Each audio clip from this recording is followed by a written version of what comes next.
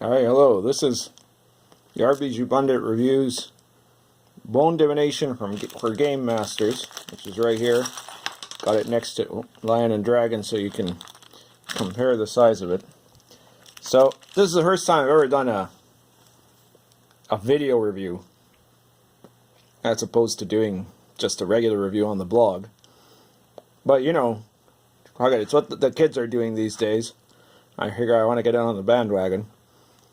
And there was hardly a better product, just because of its sheer weirdness, that would be as suitable to review on a video as this would.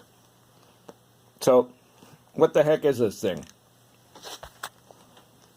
Bone Divination for Gamemasters, a product by Jobe or Jobe or Jobe, or I'm not sure how you would pronounce it. Jobe Bittman, published by Bloody Hammer Games, and this is what you get with it. It's a little tiny booklet that's like literally, you know, it opens with just one page, and then you get a bunch of trinkets, everything there except the D4. So what you get is 8 different cowrie shells, 2 little figurines, and that's pretty much it. The cowrie shells have been marked by different colors and numbers of dots, so each of them is unique aside from the size. I was missing one there. There we go. So, what is this for? Well, that's a very good question. According to the description, this is a product for an RPG. Except those of you who read my blog, you know that I'm somewhat of an expert on the occult, and I could say this is not a product for an RPG. This is an actual occult practice, okay? This is something that you actually do in occultism. It's kind of like as if I were to have gotten a tarot deck and put it in a bag and said, this is tarot for RPGs, but otherwise in every respect it's working the way tarot does, except that I'm just using that sophisticated divination tool for things in the game, in a kind of a frivolous way, you could say, from the point of view of someone who does tarot, maybe. So, what he says here is that he's, so that's the entirety of the product, right? This is bone reading, and bone reading is, to quote his own little text here, an ancient method of divination practiced for thousands of years by cultures throughout the world. More specifically, though, this type of bone reading is very clearly, to me anyway, based on hoodoo bone reading, which is a practice that is North American, descended from African origins. Right? There are all these different variations in Africa of different styles of divination. Some of which are done with bones, some of which are done like this with cowrie shells. Some of them are very complex methods where you might have these incredibly sophisticated sets of mathematical formulas. And then others are basically spiritism, where every single piece, every little shell represents a different spirit. And depending on how you throw them, how they land determines what spirit is the most dominant one or something like that, right? So there's a wide variation in just how superstitious these practices are versus how kind of sophisticated they are. And what emerged from that in the hoodoo tradition in North America was a practice that is almost exactly like what Bittman describes in his product, right? So he brings you these bones, right? Well, none of which are bones actually, but that's okay. That is what they're called in hoodoo, and usually the bones in hoodoo bone oracles, only some of them are bones sometimes, but a lot of them are like this. They're like little knickknacks and such, right, that are collected over time. And specifically, there isn't a set number of these, unlike in some of the traditions like in Ifa in Africa, the African tradition, we had 16 cowrie shells. It's always 16, and those 16 cowrie shells can be used to divine very, very sophisticated messages based on this whole mathematical system that they have. right? But the tradition in hoodoo is not that. You might say, you know, if we're using old colonial terms, you could say it's a degenerated version that is long, you know, descended from that, or descended from a cargo cult of that. So here what you have is a number of different little curios and trinkets. And he specifically recommends, he says, build on your own divination kit with other buttons, coins, curios, and trinkets. So, for example, I could add a D4 to it, right? You would think for gaming purposes that would not be a bad idea, right? Let's put in a D4 there.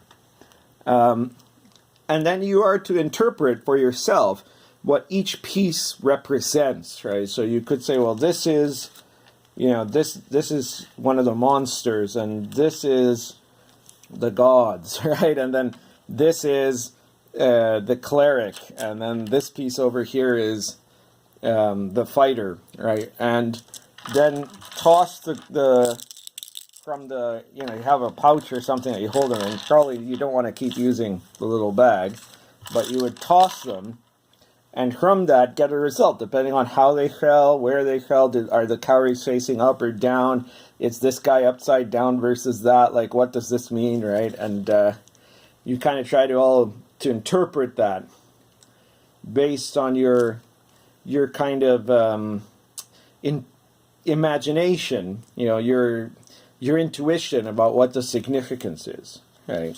This is different, again, from practices like Ifa or other forms of divination, more sophisticated forms of divination for more advanced civilizations, like in China with the I Ching, or in Europe with the tarot, where every card, every symbol has a fixed meaning, right? Here, a lot of this just kind of depends on your personal sense of relationship, of interpretation, the message that the spirits are giving you through the figures, right? So what is he saying? What is Bittman saying we should use these for? Well, in his example, he goes, for example, to ask of the bones, were the PCs able to slip past the goblins unnoticed, right? And so you want to shake all these and toss them around, and depending on how they fall, well, you know, maybe this PC got right through the goblins unnoticed, but this one encountered a pair of goblins or something like that, right? Other uses he gives as an example is to roll initiative, to pick one of the pieces to represent every single character, toss them, and then in order from left to right or from up to down, determine by that toss who gets the initiative, or to toss them to represent the distance of different foes in a combat situation, right? So maybe, you know, this space, this distance here is 40 feet or something like that, you know. Or to try to generate random room contents, right? To toss a single piece plus one bone each for one type of, you know, of thing. You know, maybe this one's a trap, this is a monster, treasure, and an exit, right? And you would toss it, and then depending on what ended up falling, right? Well, okay, so only the monster is face up, so this room only has a monster, maybe something like that, right? So this is this is all well and good, but this is an actual real tradition, and this is actual, you know, a type of magic that people actually do. And I'm not the one, you know, I'm not going to be accusing cultural appropriation on anyone, or making some kind of a judgment,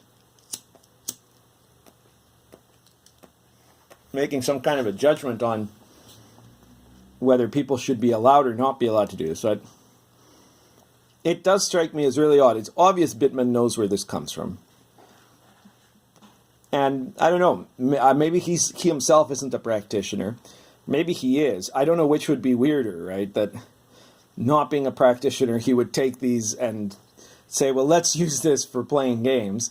Or if he was one and said that, right? Now, I've made the Lion and Dragon RPG, and it's got a bunch of stuff, including a whole magic system that is based on medieval grimoire magic, right? Like the actual magic that was used in the Middle Ages from grimoires, demon summoning and astrology, and all of it is trying to be as authentically medieval as possible. But what I don't have there is like the actual ritual. I describe what the PC has to do, let's say, to summon a demon in a medieval authentic world, right? So he has to design a circle on the floor, he has to have certain incenses or certain tools with him, and he'll have to draw the sigil of the demon and know the demon's name and perform a ritual where he calls out the demon by name, etc., etc., etc. But I don't give instructions there on how to actually perform a goetic evocation of a demon and say, well, why don't you try this in your role-playing game? It would be fun, right? I mean, everything... so this isn't a debate about culture appropriation exactly, because keep in mind, I've done Lion and Dragon, which directly appropriates Europe. I've done Arrows of Indra, which is an appropriation of India. I've done Lords of Olympus, which is an appropriation of the ancient Greek world, right? So in all cases, I'm making use of the mythology, the history. There's no better resource than these sorts of things for rich lore to apply to your games, right? But it's just the notion to me of a direct application where you're literally taking something that people practice today and saying, well, we're going to use this to determine initiative, right? It just strikes me as a bit odd. I don't know. I don't think I'm ever going to use this in a game. And I'm not going to say whether anyone else should or not, but maybe, you might find this interesting enough to pick it up if you want to get something. It certainly has an element of that kind of hipster DIY stuff, that let's figure out a new gimmick to replace just rolling a d20 for initiative or a d6 for initiative or what have you. Let's toss a bunch of little, cowrie shells and appropriate somebody else's culture. That's a gimmicky way of rolling initiative, right? So if that floats your boat, then I'm sure you can pick it up. Bloody Hammer Games, Bone Divination for Gamemasters. You get everything you see here except the decor in a little package and with this very flimsy little white book. But, it gives you what you need if that's really what you want to do. And for the rest of us, I don't know. I think I'm going to stick to doing my divinations for real. Of course, I don't do these, but, I do the I Ching and other stuff. And leaving... the only divination I really need on the table is to roll the d20 or the d6 myself. So, I guess that's it. Let me know what you thought about the first ever RPG Pundit video review. Like I said, most of my reviews will probably still be in blog format, but this one sort of seemed suitable for a video format. And, well, we'll see if this turns into a thing. And if not, keep checking out the blog. Currently smoking a Lorenzetti egg plus Country Doctor. And we'll talk to you all later.